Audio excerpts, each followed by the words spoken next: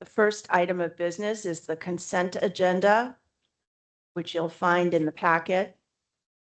So if there is anything that you don't agree with, speak up now. Otherwise, I'll entertain a motion to accept the consent agenda and approval of the March minutes. Thank you, Ms. Blake. Second. Second. Thank you, Dr. Chang. Any discussion? Hearing none. All in favor, say aye or raise your hand. Aye. Any opposed? Motion carries.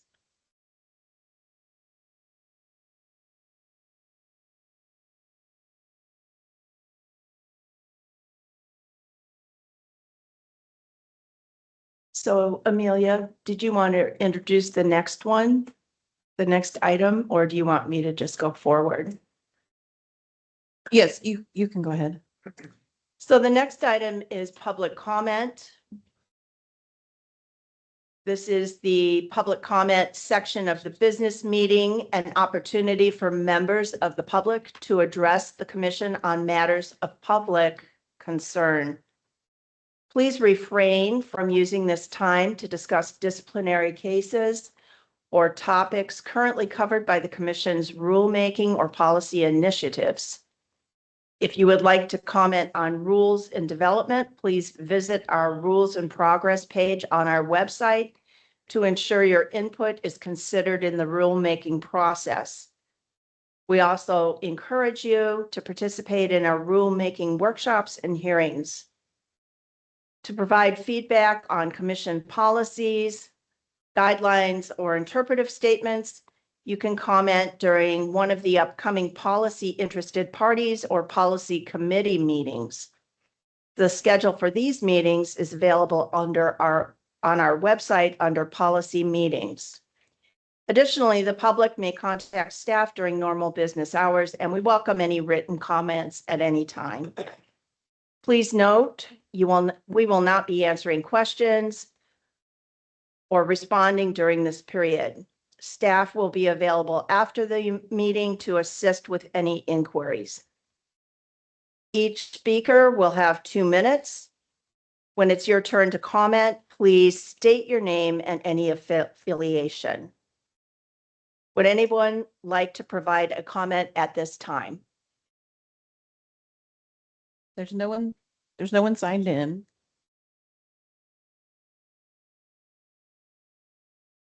And it doesn't look like there's anyone online. Seeing none, this concludes the public comment period. This is Kathy Elkins. I'm signed in. Oh, sorry, we didn't see your hand raised. I'm trying to locate it. This is Ziad Al-Soufi. I'm also signed in, but there's my hand raised. There's 2 people and they're trying to talk at the same time, That's so what it there's sounds like. breakup. Go ahead, Kathy. Oh, I apologize. My name is Kathy Elkins, and I'm calling about the process for processing complaints about physicians. I submitted a complaint in December of 2024, and then another one in May of 2025. Neither one was even looked at. The only thing that I was told when I got an email saying the first one would be not reviewed was that all of the materials that I sent were not reviewed.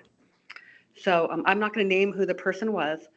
Both of them are dead issues because you refused to investigate either, but there were very serious matters about a physician who's a child abuse pediatrician who altered a document 19 days after producing it and providing it to the family, to the court, to DCSH, and to law enforcement. She was under investigation by DCYF, who for the first time ever actually contacted a different hospital for a second opinion. And the family had hired an attorney, the family had filed a grievance, and 19 days after producing it, she altered it to add on an injury she never saw. And I provided all of that to you, her first report, her second report, and her third report. The family didn't know anything about this till almost a year later. So I'm not going to go into great detail, but it was a very serious allegation. Further, in court, she was asked if she recalled making any mistakes or changes. And she testified, among a multitude of other falsifications, that she couldn't recall making any mistakes, even though she had put a baby's injury and a doctor visit before their birth. She had not even documented a forehead bruise on her first report. She just changed it and called it an addendum. That's just one of many, many things. No one even took a peek at it.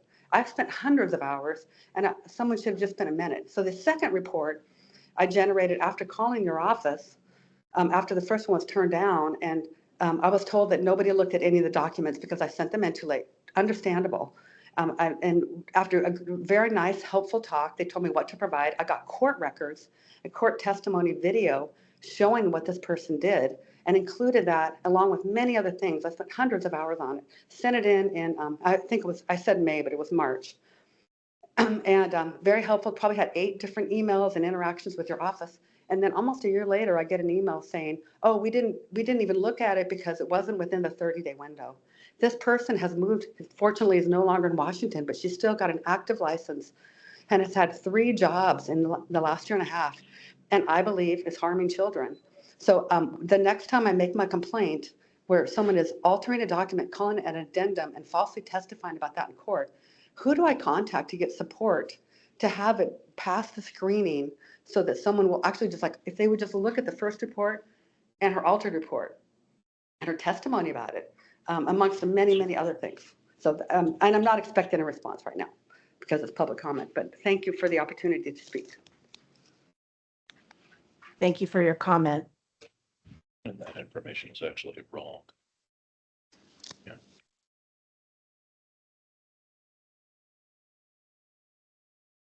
There's no other hands raised. Are we sure? Because there were 2 people trying to speak at once. She's in our building in Tumwater because she thought that's where the meeting was. And so I think she was being moved into a meeting or a room. And so I think Okay. that was someone in the background. There's no other comment. This concludes the public comment period. Thank you. My chair report is brief today because we have an executive session. I just want to give the opportunity for our new commissioners to introduce themselves.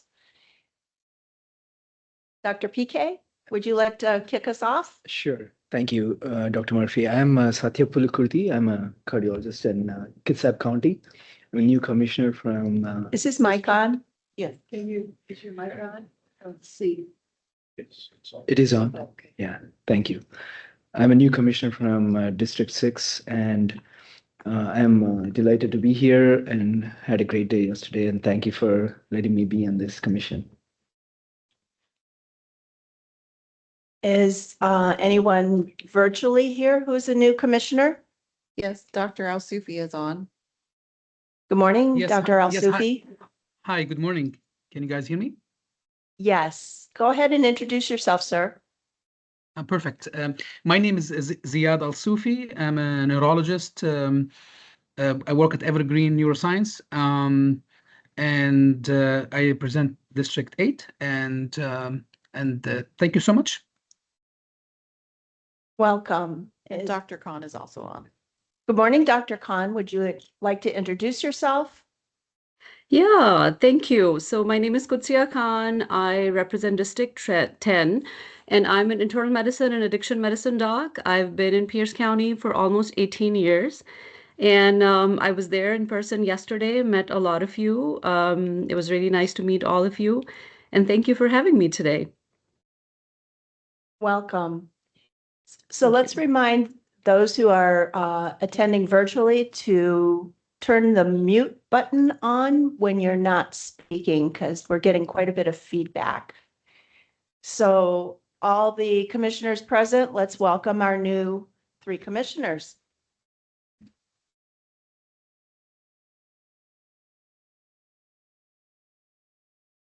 The only other observation I'll make is Mother's Day is Sunday. So happy Mother's Day to all the mothers in the group. It's truly a special day.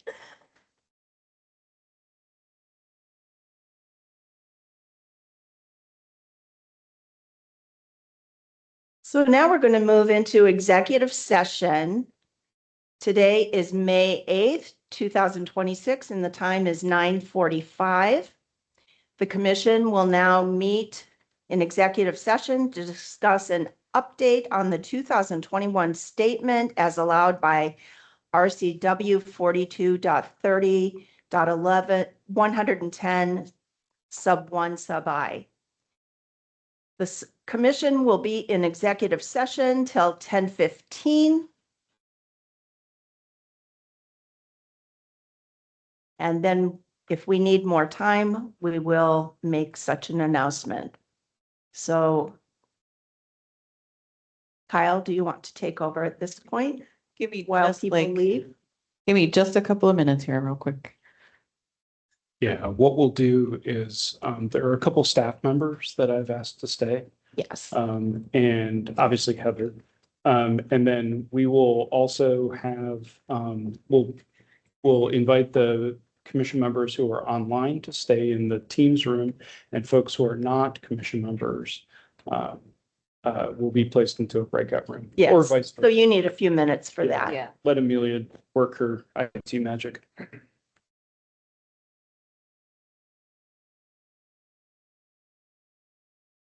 Not currently. Yeah. I'll turn it over. Yeah. Okay, I call the business meeting back to order. Kyle? Yes, just for everybody keeping score at home, we're on item 6.1 of the agenda.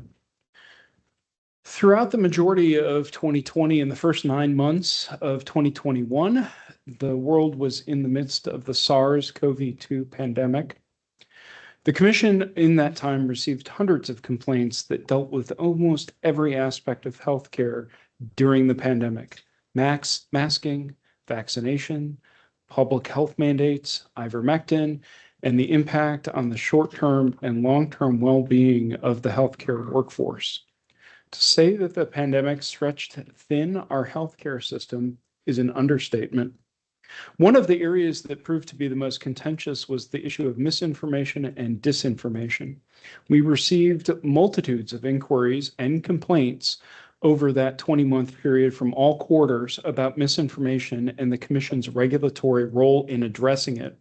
This included allegations that a clinician provided incorrect information to patients, but it also included allegations about what a clinician might have allegedly said in media interviews or on social media or even in school board meetings. In September 2021, the commission held a special meeting to address a range of pandemic-related topics, including misinformation. The statement that was adopted by the commission ultimately included a paragraph devoted to that issue. The commission stressed the effect that misinformation can have on the trust that the public has in MDs and physician assistants. Since 2021, there have been 2 rulings from courts that address the broad assertion of jurisdiction of the commission over misinformation. While the 2 rulings are legally complex and independent of each other, they do clarify the answer to what was a novel question. And in short, the commission's ability to regulate speech in all its forms outside the clinical context is limited.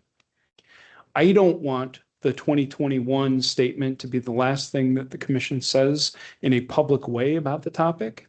So in front of you and in your meeting packets, we have provided a follow-up statement that I would like your review and comment on with an eye toward ultimately adopting. Dr. Murphy? Yes. Heather, did you want to say anything?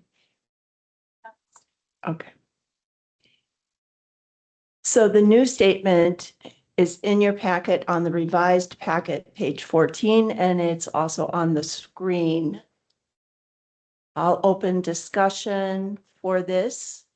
And if there is none, entertain a motion to accept it as written to replace the 2021 statement. Dr. Murphy, before you accept motions, obviously the purpose of this is discussion and review. I do have one small ask that might be included. It's not in the current draft, but I'm going to ask that the commission also consider it. So before you accept a motion after discussion, I'd like a moment to speak. Okay. Any questions or discussion about what's listed? Mr. Lopez. I'd like to speak on behalf of this statement. Having been on this commission now for 4 years and having gone through a considerable amount of some of these cases that were affected by these statements. And I recognize that, and I have to acknowledge the fact that our culture has changed dramatically, particularly when it comes to misinformation and disinformation being a unfortunate norm in our culture. It is, I think, incumbent on the commission to understand what those cultural norms are in light of what, unfortunately, the medical profession has, in my opinion, has unfortunately sunk to a level where there's a belief that saying something that may not be truthful may ultimately injure someone or have them make decisions that are not in their best interest. Having said that, I believe that the courts have spoken, and democracy, while is the best thing in the world that we have today, it can be messy, and not everyone seems to agree. Having said that, I think that this statement makes it very clear that we will go abide by the ruling of the courts, but at the same time, we will be able to have some clinical jurisdiction still regarding protecting the public. Thank you. Other comments or questions?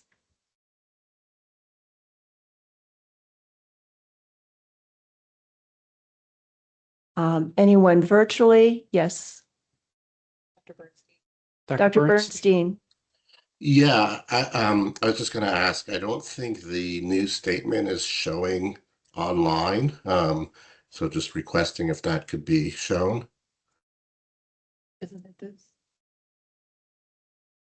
I think if you just increase the size, full screen, then maybe Dr. Bernstein can see it.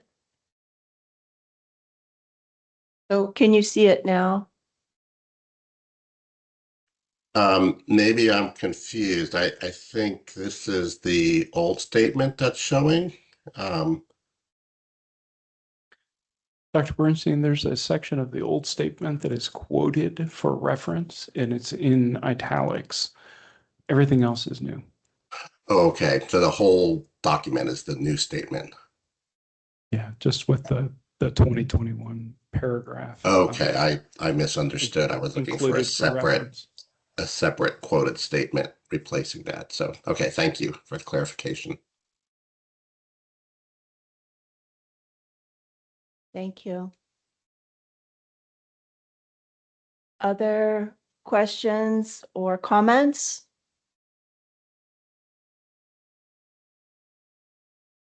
So I do have, if there's no more discussion on this, I do have a request that the commission consider adding a paragraph at the end. There were 2 cases wherein, and they're referenced in the statement, that did not involve clinical care. They were speech issues outside of a clinical exam room. The commission in early April withdrew the statement of charges on those. I'd like to make clear for everybody that the commission is not going to be pursuing those 2 cases any further. And so I have a brief statement that I'd like you to include, if you're open to it, that makes that additional clarification that the commission is walking away in its entirety from those 2 closed cases. So do you have a sentence to add after the last? Oh, there it is. I do. Okay. Give us a minute to read that, please. I'll read it aloud as well for Okay. folks as they're might have a problem taking a look. It says the two commission cases were pending hearing and did not deal with specific patients' clinical care. In the interest of transparency and clarity on these important regulatory matters, the commission will not be taking further disciplinary action against those two physicians for their public statements and considers the respective matters closed. Heather, I don't know if, I'm sorry, Scott. Move to amend the proposed statement as proposed by Mr. Kerrigan. Okay. So it's been moved and seconded to accept the revised statement. Is there any discussion?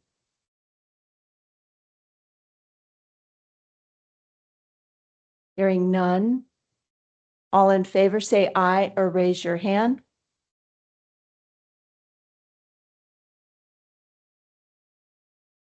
Thank you to the virtual participants for raising your hands as well.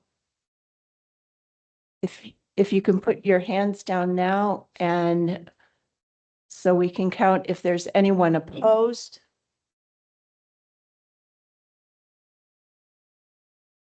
Seeing none opposed, motion carries. Thank you, everyone. And then Heather, I believe we need to move and adopt the entire statement by the commission as a whole, not just the amendment, not just the addition. Correct. So Dr. Murphy, we need a motion and a second Okay, to adopt the statement on behalf of the commission. okay. Seeking such a motion. Yes. Thank you, Dr. Chang. Second. Thank you, Dr. Domino. Any further discussion? Not all in favor, say aye or raise your hand.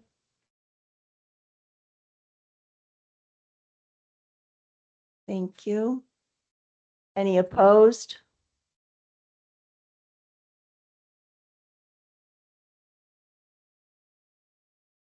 Motion carries. Thank you, everybody. Thank you for the hard work on this. Okay, item 6.2. Micah? Good morning, Commissioners. So in your packet, you should have a memo requesting your authorization for bringing forward a agency request legislation. This is a repeat of one that we had last year. The reason that you're having to reauthorize it is because it was a short session this year and everything kind of resets at the end of that. So it doesn't carry over. If this was a long session year, we would have another legislative session to do that. Just as by way of brief update, this was sent through unopposed. It made it through the Senate, no nay votes, no problems in the committees, and it made it out of House Health Committee, but it died in rules where I can, if you want to talk offline, I can give you a very detailed analysis of how upsetting a lot of that rules action was to many parties across the state. They chose to focus on a couple of bills and many others died on the vine. So this is just updating or making a technical fix to allow the CAAs to have the WPHP and HEALWA surcharges added to their licenses because the department didn't think that the bill that passed authorizing that profession had the explicit authority within the law to do that. Questions for Mr. Matthews? If not, can we have a motion to request this legislation as described? Thank you, Mr. Lopez. Second. Thank you. Any further discussion? Not all in favor, say aye or raise your hand. Any opposed?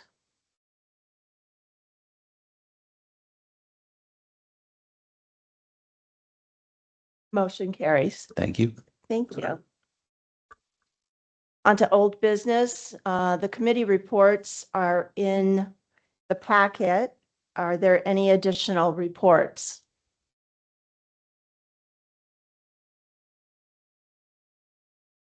Ms. Blake. I just want to give kudos to the team that's doing all this credentialing because I looked at the numbers and that was a lot to do in a short amount of time, especially with all your changes and helms and all that you're going through. So congratulations to the team. For licensing. Sorry. For licensing. Yes, for licensing. Yeah. Thank you. Any other committee reports? On to rulemaking activities. Amelia. Thank you, Dr. Murphy. So we have a request to initiate standard rulemaking on related to Senate Bill 51. On to staff reports. I have two things I'd like to add, Dr. Murphy. Sure. So to those of you who were just talking about FSMB, I will say it's a wonderful experience, especially for new commission members. Next year, it's almost always the last week in April. Next year, we'll be in Oklahoma City, Oklahoma. And then the year after is in Las Vegas. We always send commission members. And so if you are interested and you're on the commission at that point and you'd like to go, please let Dr. Murphy know. Please let me know. I think it's a really important aspect of the commission's work is seeing how other states do it, for lack of a better way to put it.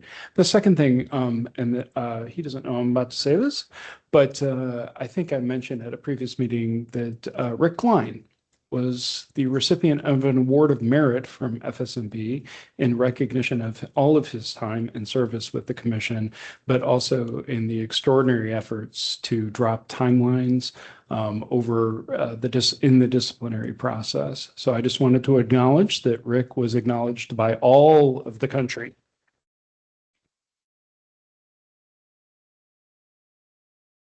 Thanks, Dr. Murphy. Thank you. Any other staff reports?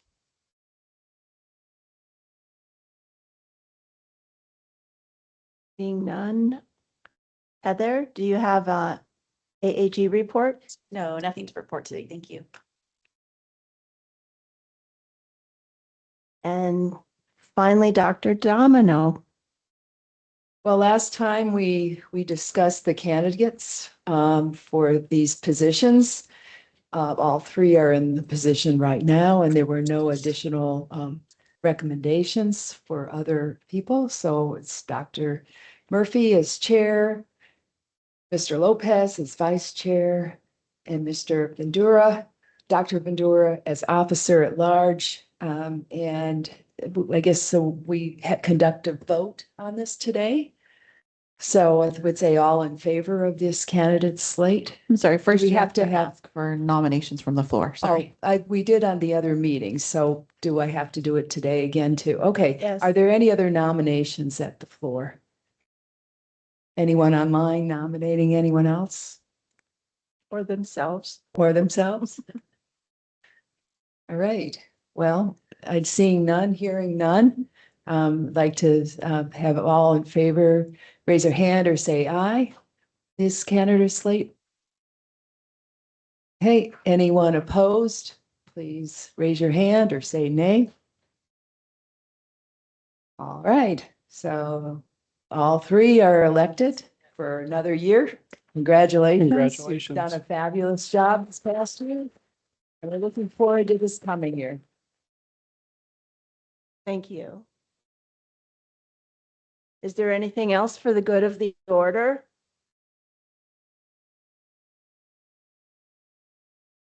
If not, this meeting is adjourned at 11:19, and happy Mother's Day to all the mothers. Thank you. Thank you, everyone.